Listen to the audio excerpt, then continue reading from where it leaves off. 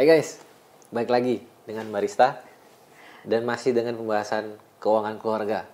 Kali ini kita ngebahas tentang boros. Nah, boros itu relatif ya.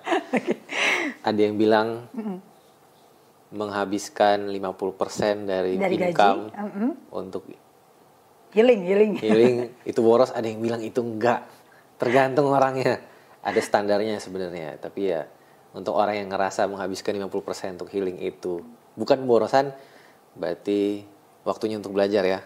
Cari tahu benar nggak sih itu boros atau enggaknya. Daripada nanti kamu jadi debat sama teman-teman kamu cuman karena perbedaan pikiran itu. Nah, mengenai boros di keluarga, biasanya yang boros itu bisa salah satu ya dari suami atau istrinya. Contoh-contohnya gimana tuh, Pak? Oke. Ngomongin boros ini menarik loh ya. Ada boros karena ini kan self reward, udah kerja puluhan tahun gitu ya. Wajar dong beli sesuatu gitu ya. Atau misalnya beli sesuatu dengan nggak apa-apa dong gitu ya. Ukuran sukses seseorang kalau aku udah punya A, B, dan C gitu ya. Jadi diboros-borosin aja tuh duitnya. Nah, oke, ini menarik sih Erik gitu ya. Kalau kita membahas tentang boros, karena boros ini bisa aja terjadi dengan perempuan, bisa aja terjadi dengan laki-laki. Tidak menutup kemungkinan gitu ya. Dan tidak menutup kemungkinan juga ketika kita sudah berumah tangga, ternyata kita berdua jenisnya sama gitu ya. Yang laki-laki dan perempuan ini sama-sama boros.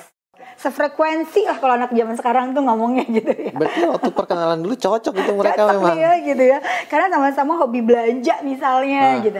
Biasanya kan kalau kita dekat dengan orang itu kan karena kesamaan kan gitu ya. Oke, baik lagi kalau kita ngomongin tentang keuangan. Boros itu ada standarisasinya nggak sih gitu ya.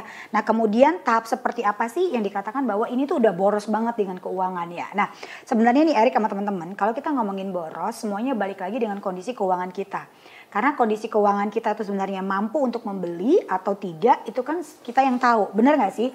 Gitu ya, kita yang bisa mengukur kan dari sisi keuangan kita sendiri. Contoh kasusnya begini, aku punya pasangan tuh boros banget gitu ya. Beli baju melulu tiap hari gitu, padahal bajunya gak dipakai gitu ya. Oke, berarti kategori boros oleh pasangannya ini bahwa kalau dia melihat pasangannya itu beli baju terus menerus dalam rentang waktu yang rutin gitu ya. Udah kayak rutinitas setiap bulan tuh beli, tapi bajunya gak dipakai. Gitu ya, ini bisa disebut dengan pemborosan. Nah, bisa jadi si pasangan yang perempuan ini melihat gitu ya, si suami ini jarang sih dia belanja gitu ya, kayaknya sebulan aja belum tentu nih gitu ya, 2 bulan juga belum tentu. Tapi gitu ya, dia beli dalam waktu per 3 bulan, tapi sekali beli itu jumlahnya gede banget. Gitu. Ini tuh boros gak sih? Contoh kayak kemarin COVID-19 orang berbondong-bondong beli sepeda tuh Rick gitu. Padahal kan ya gitu butuh gak butuh sih beli sepeda gitu. Apakah ini termasuk pemborosan juga? Nah jadi makanya saya bilang di sini tidak ada standarisasi yang gimana-gimana mengenai boros. Karena yang tahu kondisi keuangan kita adalah kita masing-masing gitu ya. Nah penilaian tentang apakah masuk dalam kategori boros itu seperti apa? Ya balik lagi tadi pemahaman kita tentang uang masing-masing. Nah cuma yang mesti kita pastikan adalah kalau kita membeli barang deh ya dengan rutinitas yang terus menerus tapi ternyata nggak terpakai gitu ya, hanya untuk memenuhi hasrat aja nih gitu ya, balik lagi nanti financial behavior juga nih gitu ya, hanya hasrat bahwa kayaknya kalau aku udah beli ini tuh kayaknya ada rasa happy aja tersendiri gitu, kalau aku udah beli ini tuh kayaknya jadi motivasi nih buat aku gitu, padahal semua barang yang dibeli tidak memiliki keuntungan apa-apa buat dia lagi gitu, hanya untuk memenuhi hasrat diri sendiri aja gitu. Jadi tidak produktif tuh barang-barang yang dibeli. Nah, kemudian kategori borosnya lagi adalah kalau rutinitas pembelanjaan yang dilakukan itu gitu ya, belanja terus sudah mengganggu cash flow keluarga. Nggak bisa bayar listrik, nggak bisa bayar sekolah anak, lebih banyak hutangnya gitu ya. Jadi bikin kacau keuangan, artinya tingkat borosnya dalam tahap butuh perhatian khusus nih gitu Rick. Gitu. Berarti jokes yang bunyinya kayak begini benar teman. Apa tuh? Nah, daripada uangnya habis beli barang-barang gak berguna, lebih baik ditabung untuk beli barang yang gak berguna lebih mahal nantinya. Bisa juga sih gitu ya. Jadi solusinya gimana nih kalau udah ketahuan boros? Karena sebenarnya kan di awal tadi suami istri boros artinya dia ketemu pasangan yang serasi ya. Nah, padahal waktu mencari pasangan hidup itu bukan cuma yang serasi tapi yang bisa saling melengkapi. Jadi misalnya yang satu boros, yang satunya mungkin hemat. Yang satunya hemat, yang satunya lagi boros. Yang rajin menabung investasi ya lengkap. Nah, tapi kalau sama-sama boros nih serasinya malah jadi susah. Tapi kan relatif ya, Iya. pemborosannya bagaimana. Terus kalau udah kejadian nih, Mm-mm. gimana nih solusinya? Kalau udah Dari kejadian yang sama-sama pengalamannya boros gitu barista kan nih. ya. Oke. Sebenarnya gini, balik lagi gitu ya, perlu ada pemahaman tentang komunikasi. Sebenarnya permasalahan keuangan bukan jumlah uangnya aja sih Rick gitu ya. Kadang-kadang, bukan kadang-kadang lagi nih malah, kejadian paling awal adalah kita tidak bisa mengkomunikasikannya gitu. Yang ujung-ujungnya kalau misalnya kondisi keuangan kita sudah berantakan, yang ada adalah kita saling menyalahkan. Kamu sih boros, kamu juga boros gitu kan ya. Kamu sih boros, udah kamu sih pelit banget. Kamu tahu nggak kenapa aku jadi boros? Karena kamu tuh pelit banget. Jadi aku habis-habisin aja uang kamu misalnya gitu ya. Jadi banyak tuh ya faktor-faktornya. Jadi kalau udah kejadian seperti ini, biar kita nggak jatuh ke dalam lubang yang sama, mau nggak mau yuk coba deh cooling down. Bukan untuk saling menyalahkan, tapi coba duduk bareng-bareng gitu ya. Coba di tracking lagi nih kondisi keuangannya. Mulai dari pendapatannya berapa, pendapatannya dari mana aja, rutin atau tidak. Kemudian kita list dulu semua pengeluaran kita kemana aja. Nah dari sana ketahuan tingkat borosnya itu ada di mana sih gitu ya. Apakah memang ada pembelanjaan rutin yang hanya untuk gaya hidup aja. Atau jangan-jangan uang kita boros untuk misalnya kayak kita nongkrong aja. Atau jangan-jangan borosnya kita untuk beli sesuatu yang jarang kita beli tapi sekali beli dalam jumlah besar gitu ya.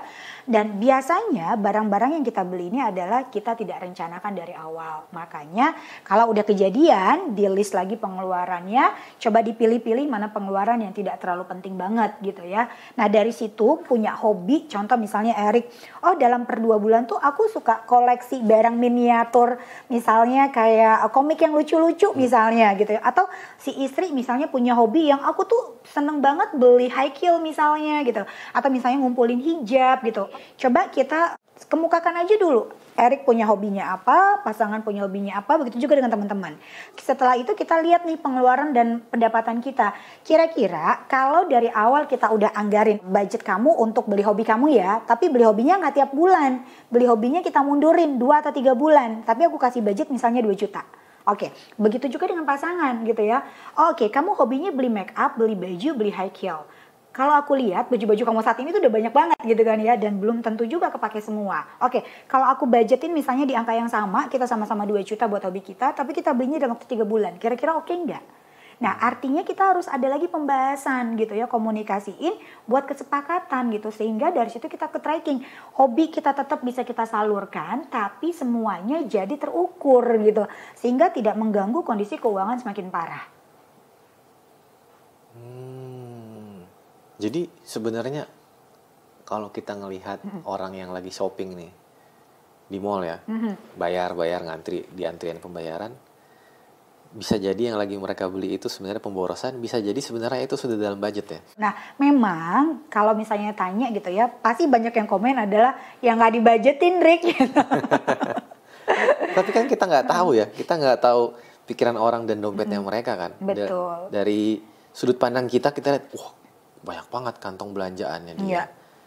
Kita pikir dia boros, tapi belum tentu. Siapa tahu Belum itu cuma tentu. sekian persen dari total income-nya dia. Yes, betul banget. Artinya dia sudah dibuat anggaran untuk shoppingnya dia, hobinya dia gitu, untuk self rewardnya dia. Jangan-jangan itu udah dianggarin dari awal gitu, Rick. Jadi jangan pernah selalu bilang, kamu tuh boros. Karena boros ini ada faktor penyebabnya. Bisa jadi dia ngeborosin duit karena dia pengen nunjukin bahwa aku punya pendapatan, aku punya uang, aku bisa beli apapun. Oke. Wah, itu yang susah itu. Iya kan? Bisa jadi juga dia boros gitu ya karena zaman dulu mungkin dia punya kehidupan keuangan dari background keluarga dan lain-lain yang mungkin keterbatasan. Jadi sehingga pada saat dia bekerja punya pendapatan gitu ya, ini kayak balas dendam Rick. Semua aku beli gitu ya, semua aku beli gitu. Nah, ada juga yang mungkin dari background keluarganya pola asuh dengan yang ya udah deh semua apa beli menggampangkan. Nah itu terbawa sampai dalam usia pernikahan gitu. Nah jadi faktornya banyak banget dan balik lagi sih kalau kita sebagai seorang perencana keuangan tidak bisa menjudge bahwa boros banget sih lo gitu. Kok gitu sih? Kok nggak diatur sih duitnya? Nah enggak. Kenapa? Karena orang itu punya kehidupan masing-masing. Dan yang barusan barista ceritain ini bisa disingkat dengan 2 kata. Apa tuh? Psikologi keuangan. Lagi-lagi ya. Masa kecilnya kan sampai betul. besarnya ke bawah-bawah. Betul. Makanya kayak ada peribahasa atau yang kecil termanja-manja, besar terbawa-bawa ya. Ya itu bukan cuma mengenai manja, tapi semua kebiasaan dari dulu itu akan ke bawah sampai dewasa nanti. Dan bisa lanjut ke generasi berikutnya. Yes. Jadi kalau misalnya dari kecil orang tuanya tadi yang memanjakan anaknya, dia udah jadi dewasa nih, udah milenial dewasa, punya anak. Nah anaknya yang zoomers, biasa ada kemungkinan kena pengaruh yang sama nih. Dan berlanjut terus ke generasi berikutnya.